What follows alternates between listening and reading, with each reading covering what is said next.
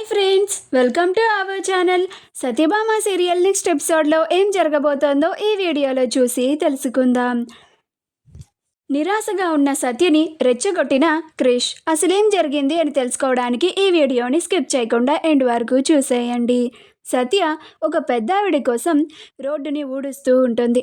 అలా ఆ రోడ్డుని ఊడ్చిన తర్వాత, అమ్మ మీరు ఇంకొకసారి ఇలా ఆరోగ్యం బాగోనప్పుడు ఇలా పనికి రాకండమ్మా, మీరు నాకు ఓటు వేస్తే ఇలా మీలాంటి వాళ్ళకి నేను ఎంతో మందికి అండగా ఉంటాను, నేను ఈ నియోజకవర్గంలో ఎమ్మెల్యేగా పోటీ చేస్తున్నాను అని చెప్తుంది. అప్పుడు ఆ పెద్దావిడ, నేను ఖచ్చితంగా నీకే ఓటు వేస్తానమ్మా, అలానే నాకు తెలిసిన వాళ్ళందరికీ నీకే ఓటు వేయమని చెప్తాను, ఇంత పెద్ద మనసున్న నీకు అంతా మంచి జరగాలి అని ఆ దేవుడిని కోరుకుంటానమ్మా అని అంటుంది. అప్పుడు సత్య చాలా ఆనందపడుతుంది.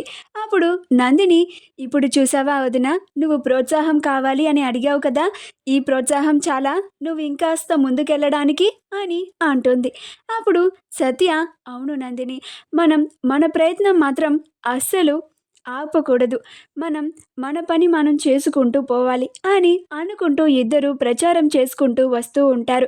అలా ఒకచోట మహదేవయ్య అందరికీ మంచినీళ్ళ బిందెలని పంపిణీ చేస్తూ ఉంటాడు. అది మీడియా వాళ్ళంతా కవర్ చేస్తూ ఉంటారు.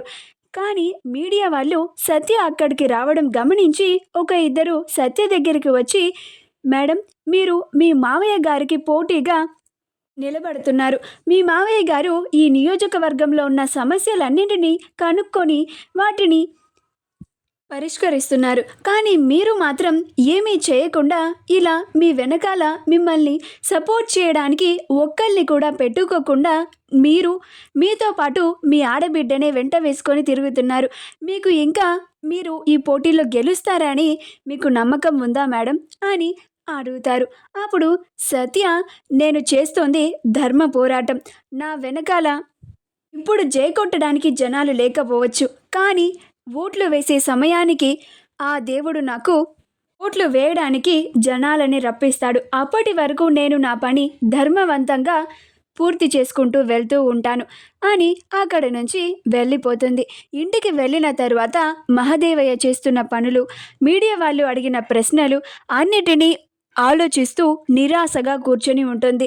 క్రిష్ అప్పుడే వాళ్ళ గదిలోకి వచ్చి, సత్య, మళ్ళీ నువ్వు నిరాశగా కూర్చున్నావా? చెప్పాను కదా, నువ్వు ఇలా నిరాశగా కూర్చుంటే నిన్ను రెచ్చగొట్టి ఉత్సాహంగా ఉండేలాగా చేయడమే నా పని అని సత్యని రెచ్చగొట్టడానికి, ఏంటి సత్య, బాపు చేస్తున్న ప్రచారం చూసి భయపడ్డావా, అందుకేనా మొహం మార్చుకొని కూర్చున్నావు అని అంటాడు. అప్పుడు సత్య, లేదు క్రిష్, అసలు మీ బాపు చేస్తుంది ధర్మ పోరాటమే కాదు, నేను చేస్తుంది ధర్మ పోరాటం అని అంటుంది. అప్పుడు క్రిష్, నీలాగా భయపడే వాళ్ళు మాత్రమే ఇలాగ పోరాటం చేయడానికి, వాళ్ళు ధర్మ పోరాటం చేయడం లేదు, నేను ధర్మ పోరాటం చేస్తున్నాను అని కారణాలు వెతుక్కుంటూ ఉంటారు, కానీ తెలివైన వాళ్ళు చేసే పని ఏంటో చెప్పనా, ఏది చేసైనా కానీ వాళ్ళు గెలవడానికి ప్రయత్నిస్తూ ఉంటారు, మా బాపు చాలా తెలివైనవాడు, అందుకే అవన్నీ చేస్తున్నాడు, నువ్వు మాత్రం అస్సలు ఇప్పుడు నీకున్న తెలివితో మా బాపుని అస్సలు గెలవలేవు అని కావాలని వెకిలిగా అంటాడు. అప్పుడు సత్య, నువ్వే చూస్తావు కదా క్రిష్, రేపటి నుంచి ఈ సత్య తెలివంటే ఏంటో మీ అందరికీ తెలిసేలాగా చేస్తాను అని అంటుంది. అప్పుడు క్రిష్, నాకు కావాల్సింది కూడా అదే కదా సంపంగి అని అనుకుంటూ ఉంటాడు.